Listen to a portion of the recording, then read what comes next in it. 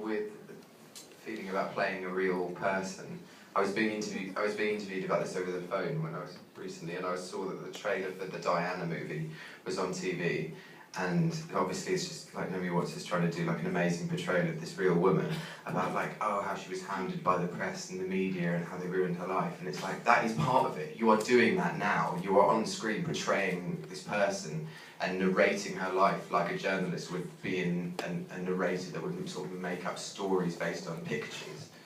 And it seemed like it was all just part of the symptomatic of the same sort of thing. And so I felt like, oh, is it my place to come into, these were children when this happened, and whether it was right for me to come in into their lives in a way and sort of rewrite what happened.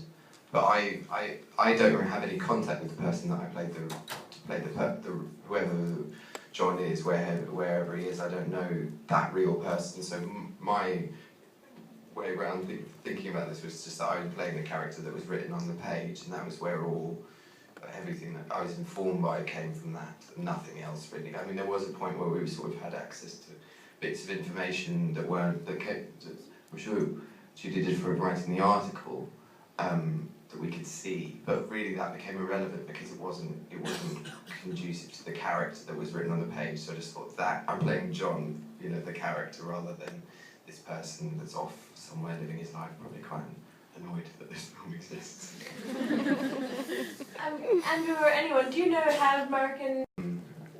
Yes, I think they committed the crime and they should be held accountable for their actions. But I think that whatever was held, in this case, whatever was held up in a court of law, I think that is where, I mean, if there was a punitive sentence and one of them, or both of them, were sent to jail for what they did, I think that is where the crime stops. But once you allow the press into your world and you give away identity, I think that the rules that we have in this country protecting people's privacy, I think is something that we should uphold. And I don't think that, because I mean, even regardless of their identities being held, we still have managed to make a movie about it, and you know, there's an opera that has been done about this story. And I think that, yeah, they're teenagers, but I mean, I never did anything like this, but it's things that I did when I was younger that I was like, please don't make an opera about this. When I get older, and then once it's out forever, and you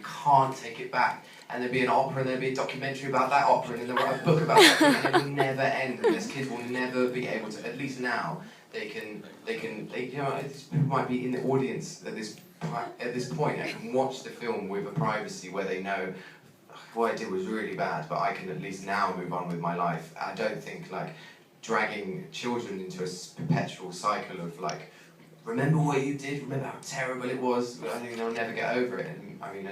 At least now maybe they can go on to be whatever they want to be whoever you want to be. I think we have time for one more question, so make it a good one.